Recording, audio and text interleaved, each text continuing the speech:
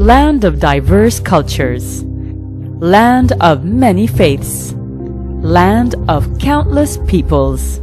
Syria is a great cradle of civilization, whose history of human settlement stretches back more than 5,000 years. Numerous peoples have mixed across these lands through the centuries. Babylonians, Greeks, Romans, Byzantines, Arabs, and many others, each contributing to the rich tableau that is modern Syria. These civilizations have left behind archaeological treasures of unmatched beauty. They testify to a long tradition of creativity in Syria that continues to this day. For many Syrians, it's not only about ancient stones and medieval walls. These remnants form part of their identity. The most famous monument in Syria is the Umayyad Mosque in Damascus. Built around the turn of the 8th century atop the ruins of a Roman temple and a Byzantine church, it is one of the oldest standing mosques in the world. It is renowned for its mosaic depictions of paradise, recalling the decoration of churches in Rome, Ravenna, and Istanbul. In a desert oasis in the center of Syria stands Palmyra.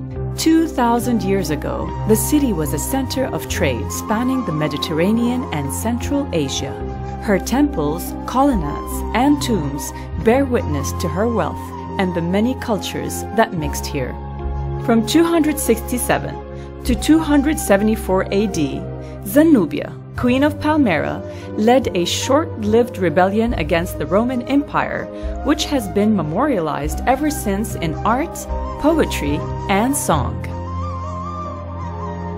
In western Syria stands another ancient metropolis, Apamea.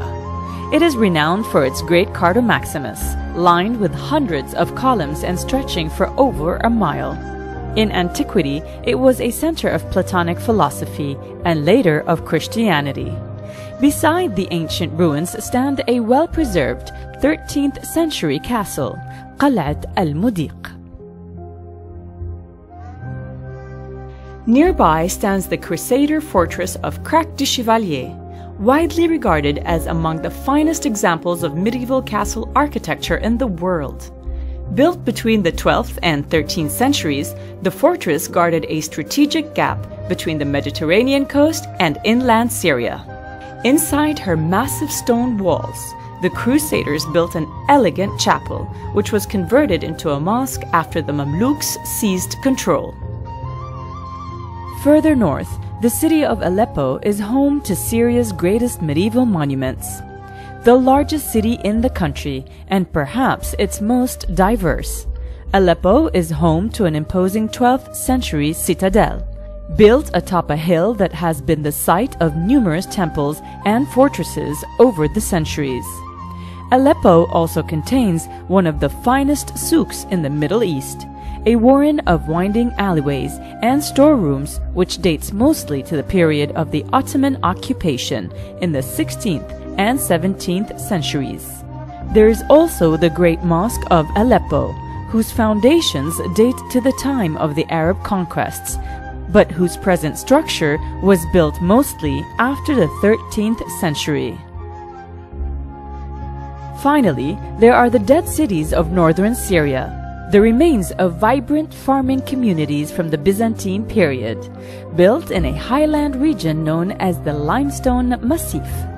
Here stand many ancient churches, tombs, and civic buildings, the most famous of which is the Basilica of Saint Simeon, a 5th century monk who spent his life praying high atop a column. The pilgrimage site that built up around his column was among the most popular in the ancient world, drawing visitors from as far as Britain and Persia. These precious monuments are not immune to the violence that has swept through Syria since the start of the uprising in 2011. Some have been victims of shelling and gunfire. Others have become bases for armies and militias. Others have succumbed to looting. Syria's cultural heritage is in crisis. As the fighting closes in on Damascus, bombs have exploded close to some of the city's medieval monuments. Palmyra has been hit by widespread pillaging. Tanks have rolled through the ancient streets of Afamia, destroying nearby antiquities. Crac du Chevalier has served as a military base and become a target for bombing. Soldiers have occupied the citadel of Aleppo. A massive fire swept through the city's souk, and the great mosque stands in partial ruin. Fighting and looting have spread throughout the dead cities. The time to act is now.